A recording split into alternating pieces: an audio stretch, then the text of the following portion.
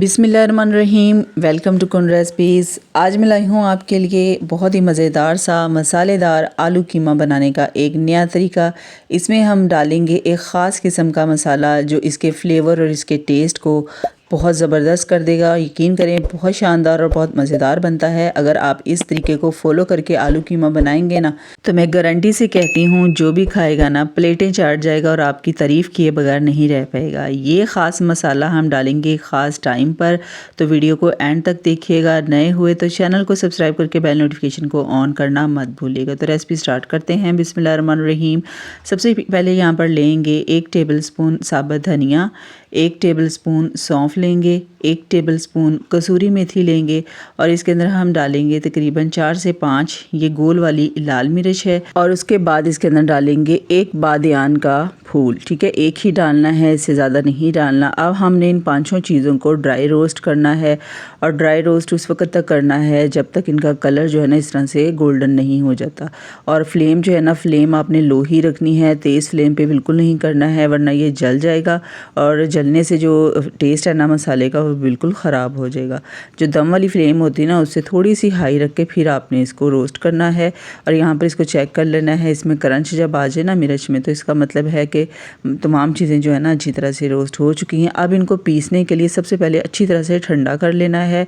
ठंडा करके पीसेंगे ना तो ये बहुत जल्दी पीस जाएगा। ठीक है, अगर गर्म को पीसेंगे इस मसाले को तो गर्म जो है ना मिक्सी जार में तो पीस जाएगा लेकिन उसमें पाउडर बन जाएगा और हमें पाउडर फॉर्म में नहीं चाहिए। हमें ये मसाला दरदरा सा चाहिए है और इस तरह से ना आपने कुंडी में डालना है ठंडा करने के बाद और उसके बाद इसको आपने मोटा मोटा सा पीस लेना है इस तरीके से। चले जी, ये मसाला तैयार हो चुका। अभी आपने किस पॉइंट पे डालना है आगे चल के बताऊंगी। अब यहाँ पर लिया है मैंने हाथ से बना हुआ यानी हाथ से कुटा हुआ कीमा। ठीक है, और ये है 1 किलो। इसमें आपने थोड़ी बहुत चर्बी लाजमी डलवानी है क्योंकि चर्बी से जो टेस्ट है ना वो कीमे का बहुत अच्छा आता है। तो ये 1 किलो बीफ का कीमा है। इसके अंदर तकरीबन 1.5 टेबलस्पून जितना हम लहसुन अदरक का पेस्ट डालेंगे। ठीक है, कुंडी में पीस के डालना है, इसी तरीके से दरदरा सा पिसा हुआ होना चाहिए। ठीक है, तो इस तरीके से मैंने 1.5 टेबलस्पून जो है ना लहसुन अदरक का पेस्ट लिया है। ये डाल देने के बाद अब इसके अंदर हम डालेंगे प्याज। अच्छा, मैंने इस कीमे में ग्रेवी जो है ना वो ज़्यादा रखी थी इसलिए प्याज जो है मैंने इसके अंदर 3 अदद बड़े साइज़ के रफली कटिंग करके डाल दिए हैं।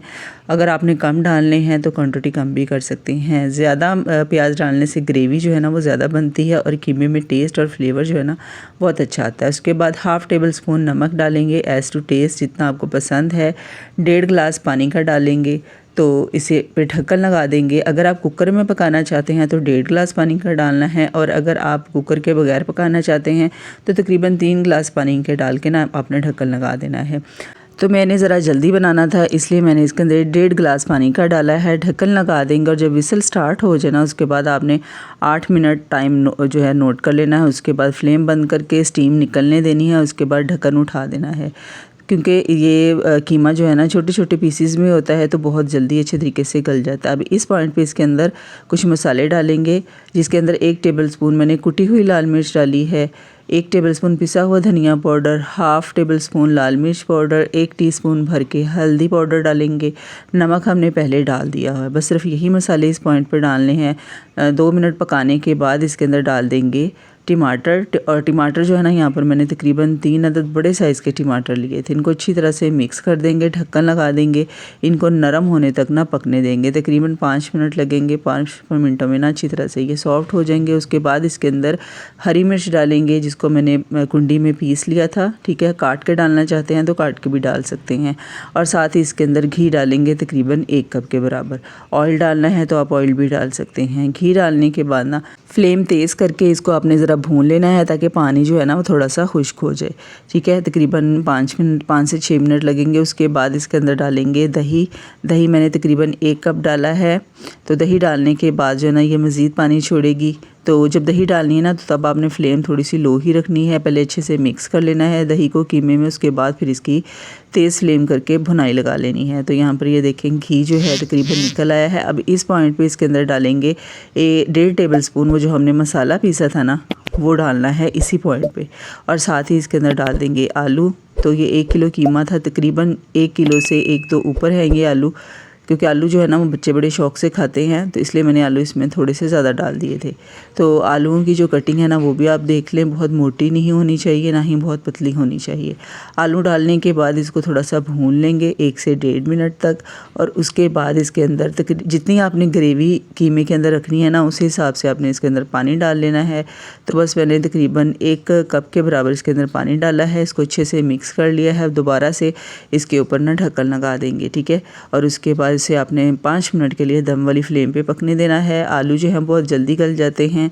अब यहाँ पर तकरीबन कीमा तैयार हो चुका है। इसके अंदर पिसा हुआ गरम मसाला पाउडर डालेंगे, थोड़ी सी हरी मिर्चें डालेंगे, हरा धनिया मुट्ठी भर के डालेंगे, और उसके साथ ही अदरक के थोड़े से स्लाइसेस काट के भी डाल दीजिएगा। इससे फ्लेवर खाने में जो मज़ा है ना अदरक का वो बहुत मज़े का आता है।